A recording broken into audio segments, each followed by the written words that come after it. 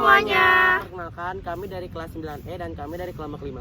Sebelumnya kami ingin memperkenalkan diri dulu. Halo semuanya, perkenalkan nama saya Miftahudin Jamal. Nama saya Bunga Lidiana Ali. Nama saya Syifa Salsabila. Nama saya Kesha Amanda Sasmito. Nama saya Brian. Kami ingin memperkenalkan sejarah dari beberapa museum di Jakarta. Cekidot.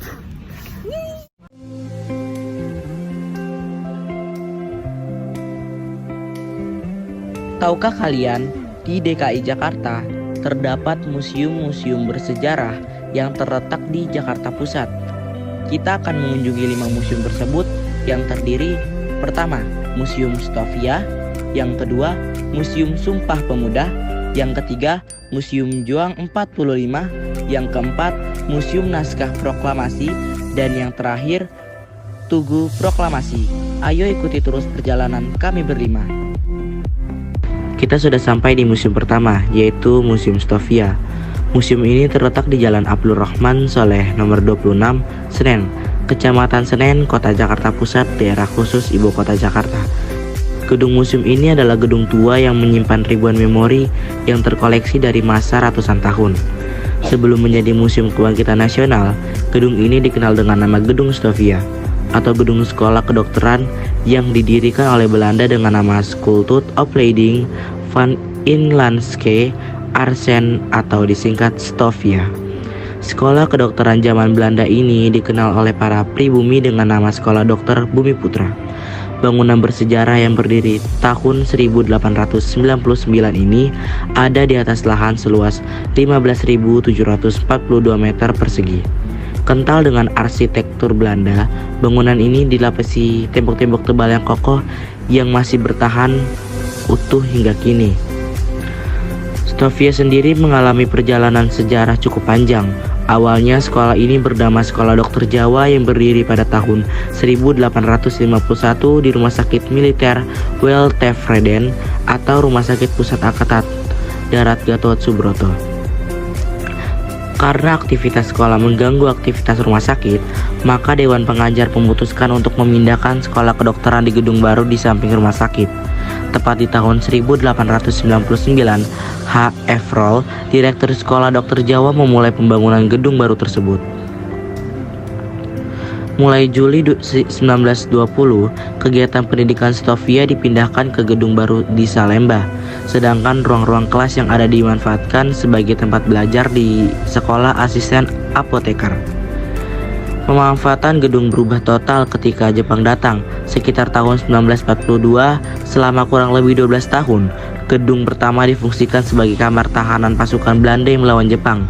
Kemudian di tahun 1945 hingga 1973, gedung tua tersebut digunakan sebagai hunian keluarga tentara Belanda dan beberapa keluarga asal Ambon. Ada banyak alasan mengapa gedung ini menjadi gedung penting bagi sejarah bangsa Indonesia. Pertama, gedung ini adalah saksi lahirnya organisasi pergerakan kebangsaan seperti Udi Utomo, Trikora Darmo atau Jong Java, Jong Minahasa, dan Jong Ambon. Kedua, gedung ini juga merupakan sekolahan elit yang sudah mencetak beberapa tokoh kebangsaan yang berjasa besar bagi Indonesia.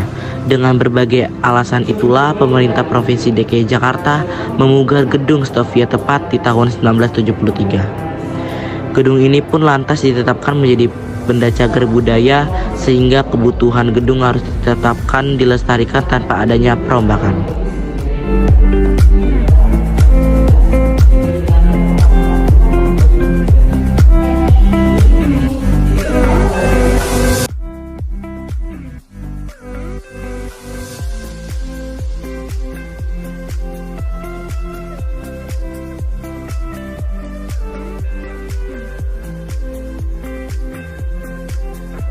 Gedung Sumpah Pemuda pada tanggal 15 Agustus 1928. Gedung ini diputuskan akan diselenggarakan Kongres Pemuda kedua pada Oktober 1928. Sugondo Jojo Puspito, Ketua PPI yang terpilih sebagai Ketua Kongres. Ikrar Sumpah Pemuda disusun di sebuah rumah sederhana milik Si Kong Leong yang dahulu disewa dan digunakan oleh para pemuda revolusioner Indonesia sebagai asrama. Kebanyakan pemuda yang tinggal di tempat tersebut merupakan pelajar Stovia dan beberapa komunis pemuda lainnya dari berbagai daerah di Nusantara. Karena selalu ramai, rumah tersebut sering dijadikan sebagai tempat untuk berdiskusi dan bertukar pikiran di kalangan pemuda. Pemerintah Hindia Belanda kemudian membuat kebijakan untuk mengawasi dan membatasi rapat-rapat yang diselenggarakan di rumah tersebut. Monumen Persatuan Pemuda yang terdapat di dalam area Museum Sumpah Pemuda. Relief yang menggambarkan potongan-potongan sejarah di Museum Sumpah Pemuda. Diorama Wage Rudolf Supratman sedang bermain biola dengan latar belakang syair asli lagu Indonesia Raya. Diorama yang menggambarkan Wage Rudolf Supratman yang sedang memainkan lagu Indonesia Raya di Kongres Pemuda kedua. Museum Sumpah Pemuda berlokasi di Jalan Kramat Raya nomor 106 Jakarta Pusat. Bangunan rumah milik Si Kok Leong yang kini menjadi Museum Sumpah Pemuda. Lukisan pada media kanvas yang menggambarkan peristiwa Kongres Pemuda I di Museum Sumpah Pemuda. Relief peristiwa proklamasi kemerdekaan oleh Soekarno dan Hatta yang masuk dalam sejarah pergerakan para pemuda. Sebelum poster Soekarno dengan kata-kata bernuansa nasionalisme yang menjadi salah satu koleksi Museum Sumpah Pemuda. Diorama yang menggambarkan peristiwa Sumpah Pemuda, salah satu koleksi Museum Sumpah Pemuda. Untuk menghormati sekaligus menghayati arti penting Sumpah Pemuda, rumah bersejarah yang terletak di Jalan Kramat Raya nomor 106 Jakarta Pusat kini dijadikan sebagai Museum Sumpah Pemuda.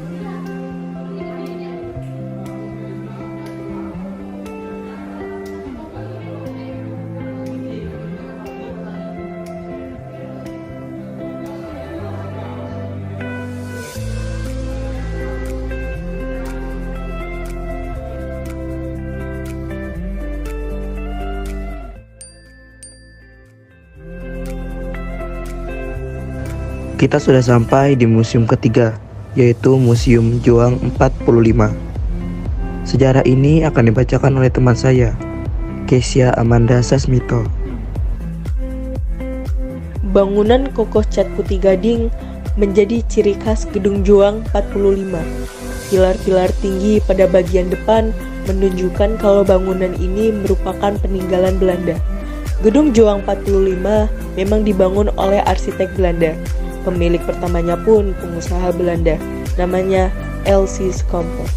Pada 1939, ia mendirikan Hotel Scomper untuk dijadikan tempat singgah pejabat tinggi Belanda, pengusaha asing, dan pejabat pribumi yang berkunjung ke Batavia. Terletak di Jalan Menteng nomor 31, Jakarta Pusat, bangunan bersejarah ini menyimpan banyak kenangan tentang kisah perjuangan pemuda Indonesia pada era pemerintahan Belanda dan Jepang. Scomper dan keluarganya hidup bahagia di hotel miliknya. Namun, kebahagiaan mereka berakhir sejak Hindia Belanda menyerah tanpa syarat kepada Jepang pada 8 Maret 1942.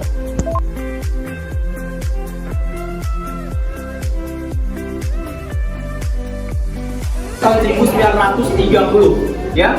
Gedungnya ini dibangun pada tahun 1930 oleh siapa? Oleh pengusaha Belanda. Namanya siapa? L.C. Scomper. Tujuannya apa dibangun gedung ini sendiri itu? Nah, tujuannya dibangun gedung ini adalah untuk dijadikan hotel. Ya. Nah, pada tahun 1930 gedung ini dibangun untuk dijadikan hotel. Nama hotelnya Hotel Scomper 1. Kenapa ada satunya? Karena keluarga S.L. Scomper dia membangun 2 gedung. Yang satunya ada di daerah Kuitang, namanya Hotel Scomper 2. Ya. Nah, hotel ini kenapa sih bisa ada hotel di sini gitu kan ya? Pada zaman Belanda itu udah ada hotel, ada ya. Nah, kenapa ada hotel di sini? Karena pada saat itu di di pusat pemerintahan Kota Batavia, Kota Batavia itu pusatnya yang sekarang menjadi Kota Tua Jakarta ya. Nah, di pusat kota pada saat itu karena perdagangan sedang maju yang sedang pesat, di Kota Batavia itu banyak sekali pejabat-pejabat dari Eropa dan pribumi singgah di Kota Batavia. Kemudian pemerintah Hindia Belanda pada saat itu mencari tanah untuk dijadikan tempat pemukiman elit untuk orang-orang Belanda yang ada di Kota Batavia. Bangsa Indonesia dengan ini menyatakan kemerdekaan Indonesia. Hal-hal yang mengenai pemindahan kekuasaan dan lain-lain diselenggarakan dengan cara bersama dan dalam tempo yang sesingkat-singkatnya. Jakarta, 17 Agustus 1945, atas nama bangsa Indonesia, Soekarno Hatta.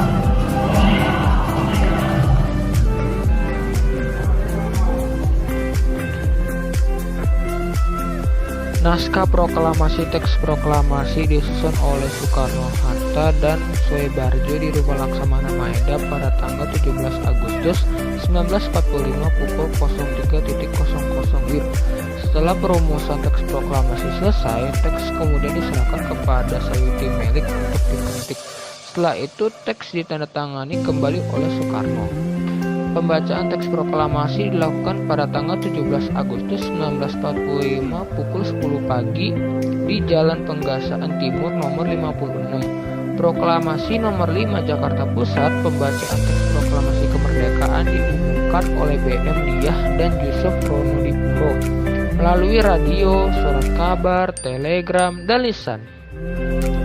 Pembacaan teks proklamasi kemerdekaan juga diabadikan oleh pewarta yang bernama Franz dan Alex Mendower dari Imhos.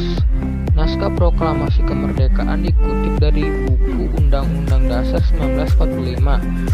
Amandemen karya redaksi Pustaka Gratama. Berikut ini naskah proklamasi kemerdekaan RI. Kami bangsa Indonesia dengan ini menyatakan kemerdekaan Indonesia. Hal-hal yang mengenai pemindahan kekuasaan dan lain-lain diselenggarakan dengan cara seksama dan dalam tempo yang sesingkat-singkatnya. Jakarta, hari 17 bulan 8 tahun 05. Atas nama bangsa Indonesia, Soekarno-Hatta. Datang di namanya ini Taman Tugu Proklamasi. Tahunya orang kan Tugu Proklamasi, tapi ini Taman Tugu Proklamasi. Jadi disinilah tonggak sejarah berdirinya negara Republik Indonesia, ya di sini. Proklamasi.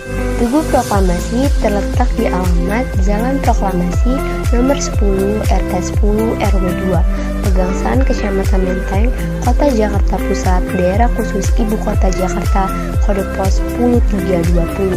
Tugu Proklamasi adalah tugu peringatan proklamasi kemerdekaan Republik Indonesia yang berdiri di Kompleks Taman Proklamasi di Jalan Proklamasi, Jakarta Pusat. Taman tersebut berlokasi di bekas kediaman Soekarno di Jalan Pegangsaan Timur 56. Ini bernama Jalan Proklamasi.